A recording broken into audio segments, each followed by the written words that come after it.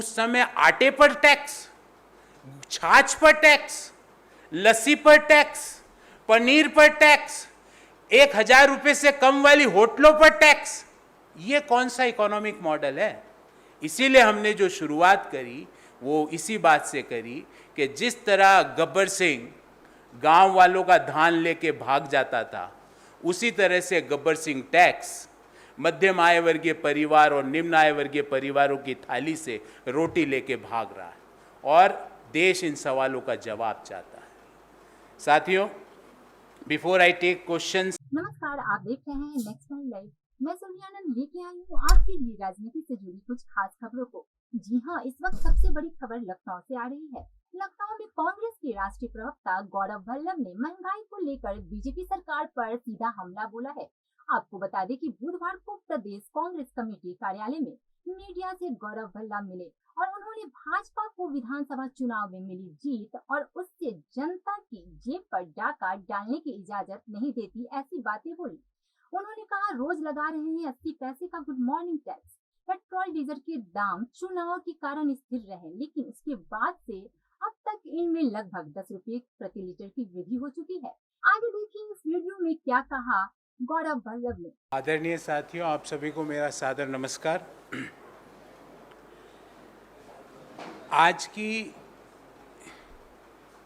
Press वार्ता की शुरुआत मैं एक बहुत मशहूर हिंदी फिल्म से करना चाहता हूँ। एक बहुत मशहूर हिंदी फिल्म थी जिसमें गब्बर सिंह नाम का एक डाकू था और वो गांव वालों का अनाज लूट के भाग जाता था। आपको याद होगा, तकरीबन हम सभी ने वो फिल्म कई बार देखी होगी। आज गब्बर सिंह टैक्स वही काम हिंदुस्तान के मध्यम आय वर्गीय लोगों के थाली से रोटी लूट के भागने का काम कर रही है। हिंदुस्तान के निम्न आय वर्गीय परिवारों की थाली से रोटी लूटने का काम आज फिर वह गब्बर सिंह टैक्स कर रही है। दूसरा एक महत्वपूर्ण इश्यू मैं आज उठाना चाहता हूं, और वो बड़ा आश्चर्य है। मैंने भी 5 बार उसको पढ़ा क्योंकि मुझे विश्वास नहीं हुआ कि लोकतांत्रिक देश की सरकार क्या ऐसा कर सकती है। हमारी देश की सरकार के लिए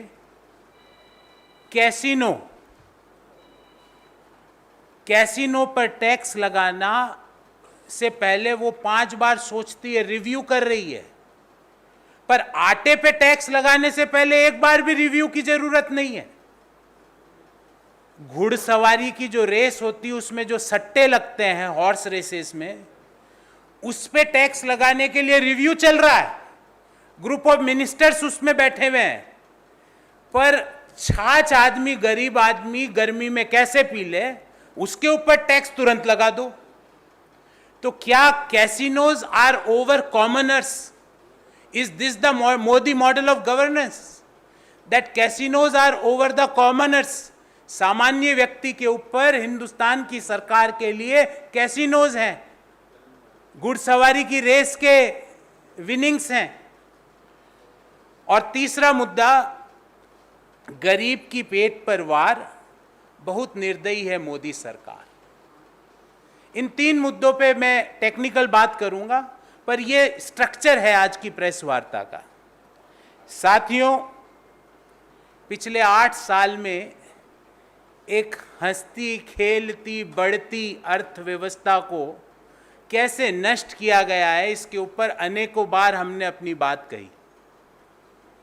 और ये दुनिया में केस स्टडी लिखा जाना चाहिए कि बढ़ती हुई अर्थव्यवस्था को नष्ट कैसे किया जाए, और उसके जो प्राइम उसके एक्टर होंगे, उस प्राइम एक्टर के नाम है आदरणीय Narendra Modi ji.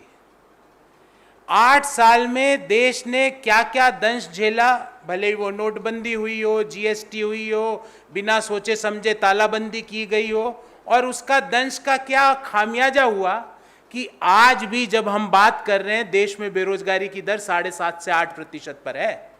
7.5 to 8% is a new normal of unemployment rate in our country. जरूरत थी कि जीएसटी के स्ट्रक्चर में ऐसे बदलाव किए जाए जो व्यापारियों को आगे सुविधा दें, जो नए रोजगार को सृजित करें, जो असंगठित क्षेत्र जिसको जीएसटी ने तबाह कर दिया है उसको वापस अर्थव्यवस्था की मुख्य धारा में लाएं। पर पिछले सप्ताह 47वीं जीएसटी काउंसिल की मीटिंग होती है, 47th मीटिंग, और उस मीटिंग में सरकार क्या निर्णय करती है वो निर्णय आपको बताता हूं। अनाज, मछली, पनीर, लस्सी, शहद, गुड़, आटा, छाछ और मूरी, इस पे जो पहले ये सब एग्जम्प्टेड थे, इन पे 5% जीएसटी लगेगी। इस पे रिव्यू एक बार भी सरकार ने नहीं किया, बोले बिल्कुल ठीक है, इस पे तो लगनी ही चाहिए। दूसरा निर्णय किया कि 1000 रुपये तक की जो होटलें हैं, जो प्रतिदिन का 1000 रुपया लेती है, उन पे जीएसटी लगेगी 12%। वो भी पहले उस पे नहीं लगता था, पर मजाल है गरीब आदमी कहीं जाके रुक जाए, क्योंकि 1000 रुपये में मोदी जी के मित्र वाले तो रुकेंगे नहीं उन होटलों में। ये तो सामान्य होटलें हैं, इसमें देश के मिडिल क्लास लोग, देश के निम्न आय वर्गीय परिवार के लोग रुकते हैं, तो उस पर 12% जीएसटी लगा दी। और तीसरा जो मुख्य निर्णय किया 47वीं मीटिंग पे, कि राइटिंग में जो इंक काम में आती है, जो प्रिंटिंग में इंक काम में आती है, जो चम्मच है, जो पेंसिल है, जो शार्पनर है, हमारे छोटे छोटे बच्चे जो स्कूल में प्रयोग में लाते हैं, उस पे जीएसटी 12 से 18% कर दो। हाँ, उस मीटिंग में एक निर्णय और होना था। वो निर्णय ये होना था कि कैसीनो पर, हॉर्स रेसेस पर, लॉटरी पर 28% जीएसटी लगाई जाए, पर सरकार ने कहा नहीं, इसको अभी रिव्यू करेंगे। पर आटे पे 5% टैक्स लगाने की कोई रिव्यू की जरूरत नहीं है, तुरंत लगाओ। 1000 रुपये से कम होटलों के जिनका भाड़ा है, उनके ऊपर 12% जीएसटी का कोई रिव्यू नहीं है। जो शॉर्पनर पेंसिल पर जो जीएसटी 12 से 18% कर दी गई, उस पर कोई रिव्यू नहीं। और ये सब कब हो रहा है साथियों? जब देश में, ये सरकारी आंकड़ा है, जब देश में कंज्यूमर प्राइस इंडेक्स सीपीआई 7.04% है, मई 2022 का डाटा है, और अप्रैल 2022 में 7.79% था। जो रिजर्व बैंक की जो परमिसिबल लिमिट है 6%, उससे लगातार बढ़ रहा है। उस ऐसे इन्फ्लेशनरी एनवायरनमेंट में हमारी सरकार ने क्या तोहफा दिया कि आटे पर जीएसटी लगाओ। आटे को कराया मध्यम आय वर्गीय की थाली से टाटा। यह हमारी सरकार ने फैसला लिया 47वीं मीटिंग में। एक और आंकड़ा आपके सामने रखना चाहता हूं। अभी कंज्यूमर सेंटीमेंट इंडेक्स की घोषणा हुई, एक एजेंसी ने करी। उसने बताया कि जून 2022 में पिछले 3 महीने में सबसे कम हाउस होल्ड एक्सपेंडिचर हुआ है। मतलब जो हम लोग अपने साबुन, तेल, कंघा, पेस्ट, इस पे जो एक्सपेंडिचर करते हैं, चप्पल खरीदने पे, रेगुलर टी शर्ट या शर्ट खरीदने पे, उसमें जून 2022 में सबसे कम एक्सपेंडिचर हुआ है। इस बाबत हमारे 3 सवाल हैं। पहला, क्या सरकार इस इन्फ्लेशन के, जब इतना भयंकर इन्फ्लेशन इकोनॉमी में है, उस समय 5% आटे पर, गुड़ पर, छाछ पर, लस्सी पर टैक्स लगाकर क्या लोगों का जीवन स्तर खत्म करना चाहती है? क्या लोग आटा नहीं खाए, लोग लस्सी नहीं पिए, छाछ नहीं पिए, गुड़ नहीं खाए? क्या सरकार की मंशा ये, और ये भी उस समय जब इन्फ्लेशन अपने उच्चतम स्तर पर है? ये सरकारी आंकड़ा है। जब लोगों का एक्सपेंडिचर है, लिविंग एक्सपेंडिचर, वो जून 2022 में पिछले 3 महीने के न्यूनतम स्तर पर है। हमारा दूसरा सवाल है कि क्या सरकार के पास आय का कोई और साधन नहीं है आटे पर टैक्स लगाने के अलावा, गुड़ पर टैक्स लगाने के अलावा, छाछ पर टैक्स लगाने के अलावा? ऐसी अर्थव्यवस्था में क्या संकट है जो देश के वित्त मंत्री जी, प्रधानमंत्री जी देश से छुपा रहे हैं? और तीसरा और महत्वपूर्ण सवाल, क्या देश की सरकार के लिए मध्यम आय वर्गीय लोगों के इंटरेस्ट, निम्न आय वर्गीय परिवारों के इंटरेस्ट कैसीनोज से ज्यादा बढ़कर है? क्या कैसीनोज और हॉर्स रेसेस का रिव्यू होगा टैक्स लगाने से पहले, पर आटे का टैक्स लगाना 1 मिनट का निर्णय होगा? क्या सरकार की प्रायोरिटीज घुड़सवारी की रेसेस और कैसीनोज है, मध्यम आय वर्गीय परिवार और निम्न आय वर्गीय परिवारों की थाली में आने वाली रोटी नहीं है? ये हमारे 3 सवाल है सरकार से। साथियों, इसके साथ ही मैंने एक बहुत डिटेल्ड एनेक्सर बनाया है और ये बहुत महत्वपूर्ण एनेक्सर है, मैं आपको आज की प्रेस रिलीज के साथ दूंगा। इसमें मैंने जो चीजें हम रात दिन उपयोग में लाते हैं उनका जीएसटी की लागू होने से पहले क्या कीमत और आज की कीमत का कंपैरिजन दिया है और मैं कुछ आइटम्स आपके सामने रखना चाहता हूं। जब जीएसटी लागू हुई, जब देश में आटा मिलता था 23 रुपए प्रति किलो, आज उसकी कीमत है 28 रुपए प्रति किलो और सबका सोर्स भी दे रहा हूं मैं। जब जीएसटी लागू हुई, जब 400 ग्राम दही की कीमत थी 24 रुपए, आज उसकी कीमत हो गई 40 रुपए।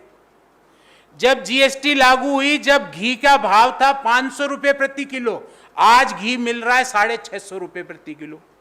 जब जीएसटी लागू हुई, जब नहाने के साबुन की टिकिया का कीमत थी 16.5 रुपए, आज डबल हो गई 30 रुपए। डिटर्जेंट की कीमत थी 60 रुपए प्रति किलो, आज है 100 रुपए प्रति किलो।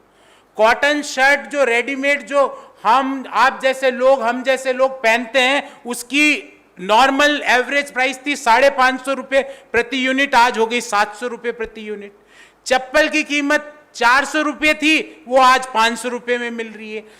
कुकिंग ऑयल जो जीएसटी लागू होने के पहले 105 रुपए में भी पर प्रति किलो था, आज 216 रुपए प्रति किलो है।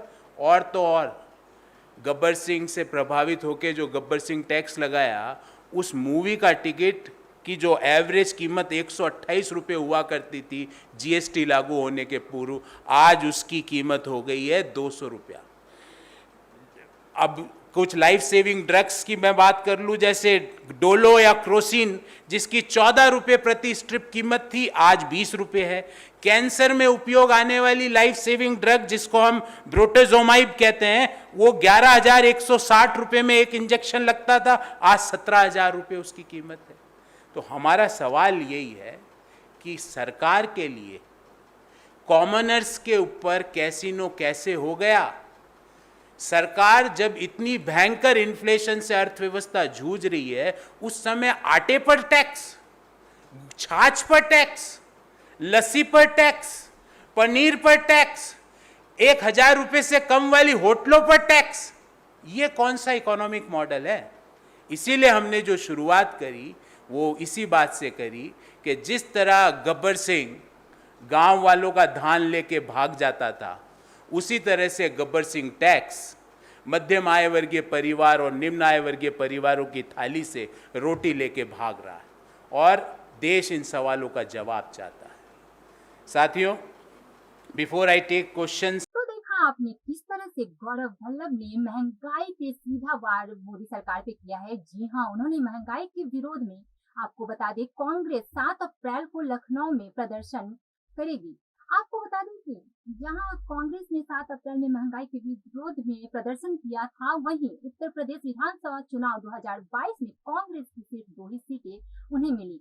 पिछले 33 वर्षों से प्रदेश में राजनीतिक बदमाश भोग रही कांग्रेस पार्टी में जान फूंकने के लिए यहाँ तक कि प्रियंका गांधी का चेहरा, जो कि कांग्रेस पार्टी में चर्चित है, उसे भी कांग्रेस ने लाया था। पर इन सारे पैतरों के बावजूद कांग्रेस अपना दबदबा नहीं बना पाई, जिसके बाद एक बड़ा बयान आया है कांग्रेस पार्टी के नेता गौरव वल्लभ का। जी हाँ, उन्होंने इस बयान में सीधे तौर पे महंगाई पर बीजेपी पे निशाना साधा है। तो ऐसी खबरों पे आपकी क्या अपनी राय है, आप हमें जरूर बताएं। और राजनीति से जुड़ी